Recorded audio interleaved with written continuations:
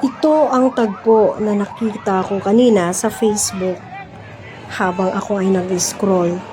At ito ay nangyari dyan sa Maynila.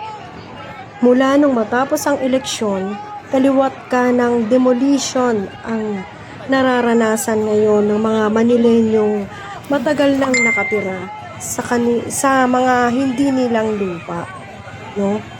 At dapat sana matagal na naman silang nakatira sa lugar na yan.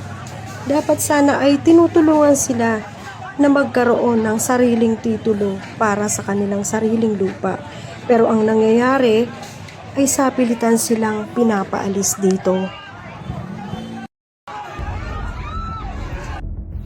Napansin ba ninyo o nakita ninyo na itong si Mayor-elect Isko Moreno ay pumapil na bilang mayor ng Maynila? Wow! Alam mo, sa isang banda parang kapuri-puri, kahanga-hanga.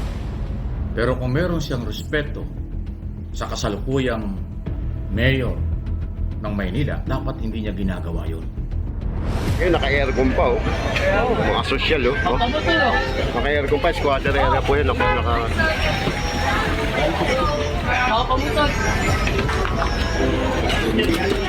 Naka-aircon pa po sila. Mangyari po kasi kanyang ipinapakita pa sa kanyang social media na siya ay naglilinis na ng City of Manila. Medyo lumawak siya at nalinis nila yung lugar.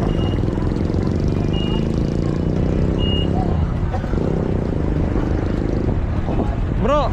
Ay, ayan na, oh. Hindi pa naman po siya mayor eh. Kasi ang mga nakaupong mayor sa buong Pilipinas sa ilalim ng batas, sa June 30 pa magtatapos ang kanyang term. Ngayon po, Mayo pa lang. Kaparking ba yun? Opo, nakaka-junk yun eh. Hindi mo maanda yun.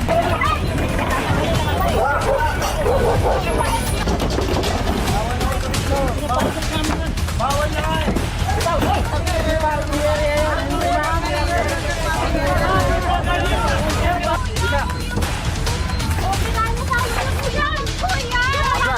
Ibig sabihin, kahit natalo si Lacuna sa Manila, siya pa rin ang mayor hanggang June 30. Bakit itong Isko Moreno, kung nanalo na karang eleksyon, ngayon ay gumagalaw na parang mayor na? Ay ha, baka live yung kuryente niya ha. Ano sa tubig? Sige, tanggalin niyo na yan, sige. Tanggalin niyo na yan.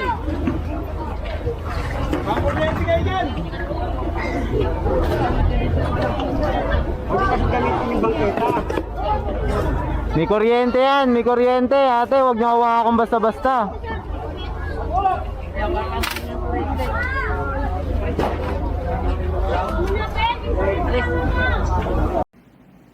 Sa isang banda, ulitin ko, parang kahanga-hanga, asipag naman. Pero kung usapin ng legal issue or delikadesa, parang nakalimutan yata ni Isko. Para talagang taga-showbiz, pabigla-bigla na lang.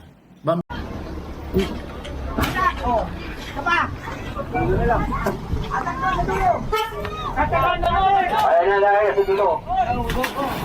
Tapasan pa.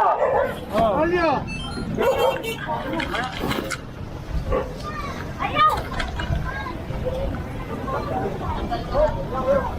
Kita po din naman ako. Magaling mo na, tupin mo na yan. Ako na iniitan niya.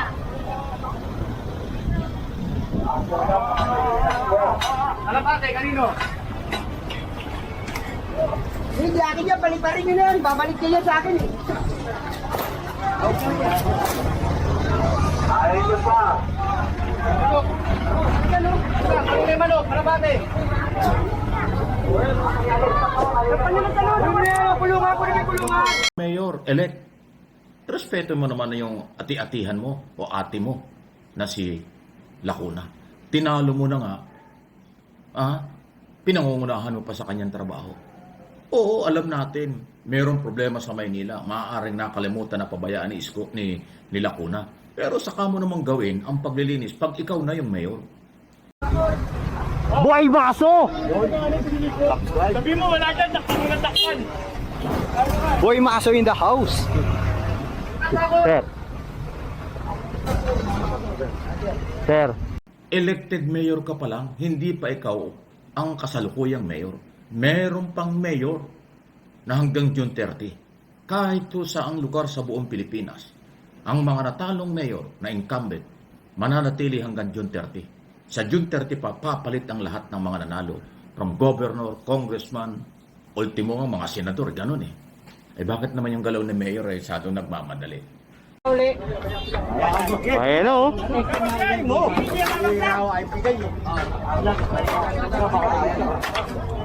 Kaya po, sakasakal ko yan, nakikita ko rin si, si Vincent. Yan, ha? Ang dating doon. Oh, kago pa lang bali, oh. Oh, okay yan, 8. Parang dati lang ito. Gusto ko eh. Oh. Oh. Tinawag ko yan, ha? Ano ba daw? For publicity? Hindi naman kailangan yan, mayor ka na. Or gimmick dahil artista ka? Ba? Saka ka mag-double time, araw-gabi magtrabaho, pag ikaw na yung nakaupong mayor. Ngayon, mayor-elect ka pa lang. Ang merong authority at obligasyon para linisin at anuman ang gusto niyang gawin sa Maynila hanggang June 30 ay si Lacuna pa rin.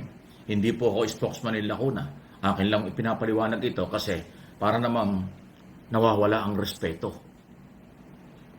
Nilabanan na nga, natalo na nga niya, hindi pa makahintay. Kunin nyo na to. Agad sa pansin ko. Makunin nyo. Diyan, wala kayong lulusutan no, pag nagkasunog ka, no? Wala na. Po yun, so tinanggal to. Na matapos yung termino, pinangungunahan ang trabaho ng incumbent mayor. Wow, isko, ha? Baka sumusobra na yung hangin sa kapaligiran mo. Bawas-bawasan mo yan. Nakakalunod yan.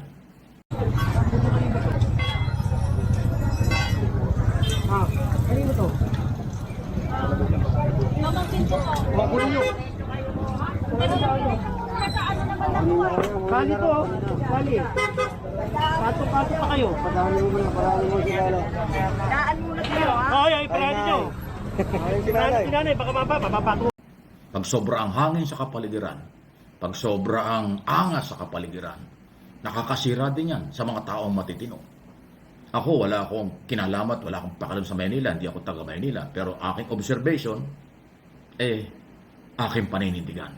Mali ka, Mayor, elect. Maghintay ka ng oras na para sa'yo.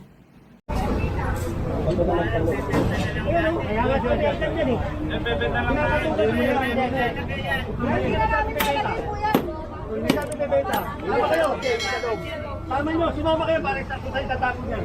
Tatapon niya sa bahay. Irespeto mo ang kasalukuyang mayor kasi trabaho niya hanggang June 30 pa. Di ba, Mayor? Wow ka naman. Bawas-bawasan mo yung hangin sa Manila Bay, nakakasama yan. Any comment, reaction, malaya po kayo. Samantala, eto,